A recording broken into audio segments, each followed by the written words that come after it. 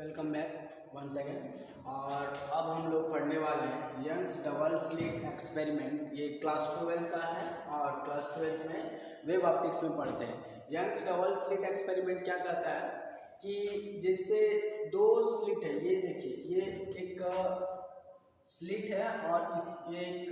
Plane है और इस पे दो स्लिट किया गया, दैट इज दो छेद किए गए, पतला पतला स्लिट इस तरह के शेप पे स्लिट किए गए दो, और इन दोनों के बीच का जो डिफरेंस है वो डी है। ठीक है, तो ये डिफरेंस इन दोनों के बीच में, ये स्लिट S1 और S2, और ये जो सोर्स है, क्योंकि दोनों ही मोनोक्रोमेटिक होनी चाहिए, दोनों का वेवलेंथ एक ही होना चाहिए, तो ऐसा पॉसिबल नहीं है, इसीलिए एक ही इंटेंसिटी का, तो उस सोर्स को दो छोटे छोटे स्लिट से पास कराते हैं। और यहाँ पर ये डिस्टेंस है, ये स्क्रीन है डी डिस्टेंस पे, ये डी इस स्लिट के रिस्पेक्ट, स्लिट के सेपरेशन के रिस्पेक्ट में बहुत बड़ा है। और जब ये दोनों आपस में मिलेंगे, जैसे ये और ये, पहला स्लिट से निकल रहा लाइट और दूसरा से, तो दोनों ही लाइट जब मिलेंगे तो इस स्क्रीन पे बहुत सारे फ्रिंजेज बनेंगे। फ्रिंजेज का मीन्स है कि जहाँ पर कंस्ट्रक्टिव इंटरफेरेंस और डिस्ट्रक्टिव इंटरफेरेंस हो रहा है, तो जब कंस्ट्रक्टिव इंटरफेरेंस हो रहा होगा तो ब्राइट फ्रिंज बनेगा, और जब डिस्ट्रक्टिव इंटरफेरेंस हो रहा तो उस समय डार्क फ्रिंज बनेगी। तो मान लेते हैं कि कहीं पर मैक्सिमा जो सेंटर पे जो बनता है एकदम बीचों बीच, उसको सेंट्रल मैक्सिमा बोलते हैं, और ये हमेशा ब्राइट फ्रिंज ही बनता है। मान लेते हैं वाई हाइट पे, किसी भी वाइट हाइट पे, और दो स्लिट से जब जा रहा है तो दोनों के पाथ में थोड़ा सा डिफरेंस होगा। ऊपर वाला जो S, ये P पॉइंट पे मान लेते जाता है, तो S1 P के बीच का जो सेपरेशन है मान लेते हैं वो X है, और S2 P के बीच का जो सेपरेशन है वो X प्लस डेल्टा X है, दैट इज कि दोनों के बीच में थोड़ा सा पाथ डिफरेंस है। अगर पाथ डिफरेंस है तो सोच लीजिए कि अगर पहला वाला जो इलेक्ट्रिक फील्ड का लाइट का है वो E01 sine omega T minus के एक्स, और दूसरा वाला का E02 sine omega T minus के और x प्लस डेल्टा एक्स है, दैट इज कि ये ज़्यादा डिस्टेंस ट्रेवल किया, तो दोनों के पाथ में डिफरेंस आ जाएगा। दोनों का जो टोटल डिस्टेंस कवर्ड और जो मिलेंगे तो कुछ होने वाला है कि या तो वो कंस्ट्रक्टिव बनेंगे या डिस्ट्रक्टिव, या दोनों के बीच में बन सकता है। अब देखिए, इसको थोड़ा सा हम सॉल्व करके इस तरह से भी लिख सकते हैं, E02 sine omega T minus के एक्स माइनस डेल्टा, क्योंकि यहाँ पर जो डेल्टा है वो के डेल्टा एक्स के बराबर है। तो यहाँ पर डेल्टा को बोलते हैं क्या, इसी को बोलते हैं फेज डिफरेंस। इन दोनों में जैसे U2 और E1 में इस डेल्टा का डिफरेंस है, तो इसी को पाथ डिफरेंस बोलते हैं, सॉरी फेज डिफरेंस। और यहाँ पर फेज डिफरेंस डेल्टा बराबर 2 pi by lambda into delta x, और ये जो डेल्टा एक्स है ये है पाथ डिफरेंस। तो जब ब्राइट फ्रिंज बनेंगे, जिस जगह पर ब्राइट फ्रिंज बनेंगे मतलब कंस्ट्रक्टिव इंटरफेरेंस जब होंगे तो ब्राइट फ्रिंज बनेंगे, और उस टाइम जो फेज डिफरेंस होगा, जो फेज डिफरेंस वो 2n पाई के बराबर हो, तो फेज डिफरेंस अगर 2n पाई के बराबर हो तो फेज बराबर, पहले ही फेज डिफरेंस लिख दिए, 2 pi by lambda into delta x, और इस जगह पे पाई पाई कैंसिल आउट हो जाएगा, दैट इज 2 भी कैंसिल आउट, तो delta x equal to n lambda. और ये वो केस है जहाँ पर कंस्ट्रक्टिव इंटरफेरेंस होगा और ब्राइट फ्रिंज बनेंगे। अगर इसकी बात करेंगे तो अगर हम देखेंगे कंस्ट्रक्टिव के लिए बन रहा है lambda delta x equal to n lambda, ठीक है। और अगर हम बात करेंगे डिस्ट्रक्टिव का, डिस्ट्रक्टिव इंटरफेरेंस के लिए interference that is for dark fringes, तो डार्क फ्रिंजेस के लिए जो डेल्टा का वैल्यू होता है दैट इज फेज डिफरेंस वो हो जाता है 2n + 1 पाई, ठीक है। 2n + 1 इंटू पाई, तो डेल्टा इक्वल टू 2n + 1 पाई, और डेल्टा बराबर हम जानते हैं 2 pi by lambda into delta x, 2n + 1 into pi, pi से पाई कैंसल आउट हो जाएगा, और यहाँ से हम लिख सकते हैं delta x equal to n + 1/2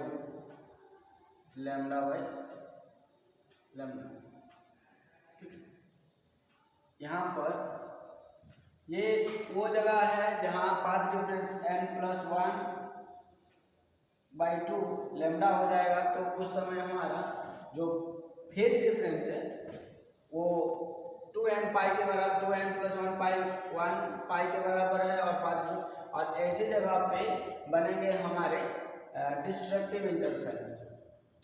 ठीक है। तो जो फ्रिंज विड्थ होते हैं वो दो कॉन्स्टिट्यूटिव डार्क फ्रिंज और ब्राइट फ्रिंज के बीच के सेपरेशन को बोलते हैं। अगर पहला हम डार्क फ्रिंज और ब्राइट फ्रिंज कहाँ बनेगा तो वो पता करने के लिए सबसे पहले हम इसको मिटा देते हैं कि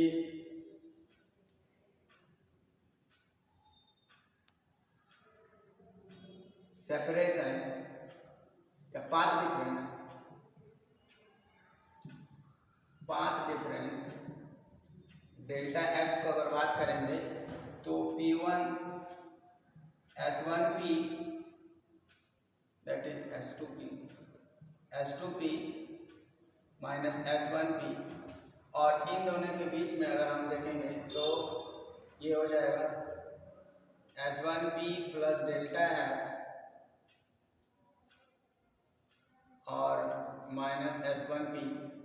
और इसको कैंसिल आउट करके हम लिख सकते हैं डेल्टा एक्स को d sin थीटा, चूंकि that is d sin theta को हम लिख सकते हैं d tan थीटा, क्योंकि थीटा जो है वो बहुत ही छोटा है, वेरी स्मॉल। अगर थीटा बहुत छोटा होता है तो उसको tan थीटा लिख सकते हैं, और अगर फिगर में ध्यान दिए होंगे तो फिगर में कुछ ऐसा था, ठीक है। ये थीटा था, ये y और ये d, तो d की जगह पर हम tan थीटा की जगह d, tan थीटा की जगह पर y/d, और ये आपका है path difference. For bright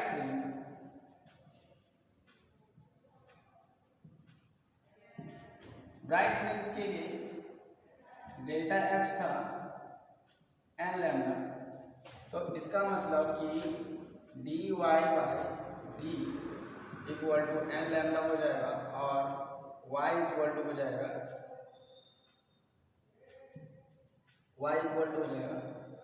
n lambda d/n, that is जहाँ n का वैल्यू हम डालेंगे दैट इज y का जो वैल्यू होगा एक 0 पे plus minus lambda d/d plus minus 2 lambda d/d and so on. ऐसे जगह पे ब्राइट फ्रिंज बनेंगे, और डार्क फ्रिंज के लिए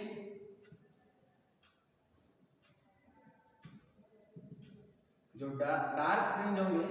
उसके लिए डेल्टा एक्स का जो वैल्यू है वो n + 1/2 इंटू लैम्डा के बराबर था। ये हमारा था जो डार्क फ्रिंज के लिए, तो इस जगह पर ये हो जाएगा d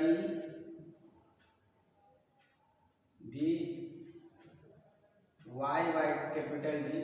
equal to n + 1 into 2 into lambda, और यहाँ से हम y का वैल्यू निकाल सकते हैं, y का हो जाएगा n + 1/2 लैम्डा d/d। n का वैल्यू अगर बारी बारी से पुट करते रहेंगे तो y का वैल्यू हमारा मिल जाएगा, y equal to that is lambda D by 2d plus minus 3 lambda D by 2d and so on. इस तरह से हमारा जो वैल्यू मतलब ऑड मल्टीपल ऑफ वैल्यूज पे लैम्डा डी बाई डी पे हमको मिलता रहेगा वैल्यू। ये यहाँ बनेगा डार्क फ्रिंज और इस जगह बनेगा ब्राइट फ्रिंज। और जो मैक्सिमम जो सेंट्रल पर बनने वाला होगा तो सेंटर पे हमेशा बनेगा, जैसे ये अगर सेंटर था ये बी पॉइंट पे, तो यहाँ पर हमेशा ब्राइट रहेंगे, ब्राइट रहने वाला, ठीक है। तो इस तरह अलग अलग वाई पे अलग अलग बनता रहेगा। जैसे यहाँ पर एक सोर्स था, यहाँ S2, यहाँ पर S1, तो दोनों सोर्स की वजह से यहाँ पर कंस्ट्रक्टिव होगा या डिस्ट्रक्टिव होगा। अगर फ्रिंज विड्थ की बात करेंगे, फ्रिंज विड्थ ये क्या होता है, तो ये y2 माइनस y1 निकालेंगे तो ये lambda D by y2 minus y1 को अगर निकालते हैं कहीं से भी तो लैम्डा डी बाई डी ये हो गया हमारा। चाहे वो कंस्ट्रक्टिव इंटरफेरेंस की बात करें या डिस्ट्रक्टिव, मतलब दो कंसेक्यूटिव डार्क फ्रिंज हो या ब्राइट फ्रिंज हो, उन दोनों के बीच का जो सेपरेशन होगा वही हमारा फ्रिंज विड्थ होगा। ये बहुत इंपॉर्टेंट है, ठीक है। That's all.